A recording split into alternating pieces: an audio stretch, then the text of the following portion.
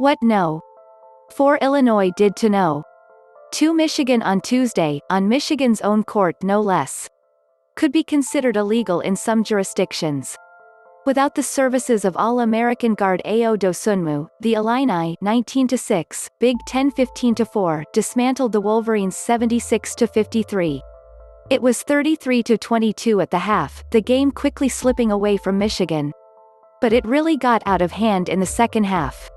Trent Frazier's 16 second-half points and game-high 22 points carried Illinois to a whopping 43-31 advantage in the final 20 minutes. Michigan 18-2, 13-2 has built its stellar season around physical play, tough defense, and efficient all-around offense and good three-point shooting to buttress its attack. Illinois decided it wasn't going to allow them to play their game. The result was a 42-26 rebounding disparity in the advantage of the Illini, and a woeful 2 of 7 finish from three-point range for the Wolverines. Their 53 points marked their lowest scoring total all season and lowest since December 3, 2019, when it failed to crack the 50-point mark in a loss to Louisville. Both teams entered the evening as no. 1 seeds in Jerry Palm's bracketology. After the loss, Palm has the Wolverines staying a no. 1 seed, but dropping from the no. 2 to the no. 3 national seed with their loss. The Illini remain the 4th no. 1 seed with their win, effectively holding steady on the top spot yet shifting ever so slightly. Gonzaga and Baylor are the top no. 1 seeds as a result of Tuesday's action.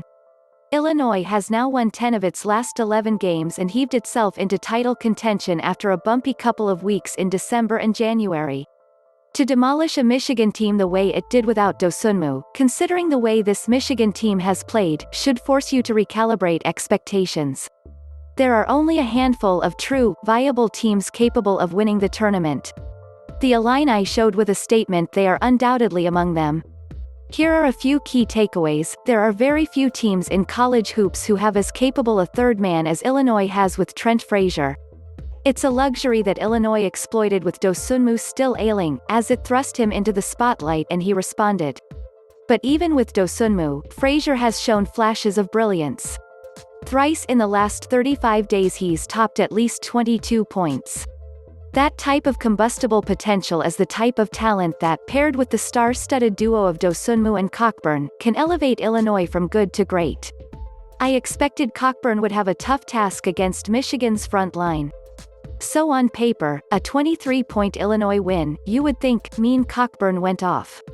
Instead, he finished the game with 12 points and 7 boards. But don't stat sheet surf. His impact goes beyond the box score here. His impact in this game was primarily on defense, where he held Hunter Dickinson to only 6 points and 5 boards. The team as a whole scored 24 points in the paint.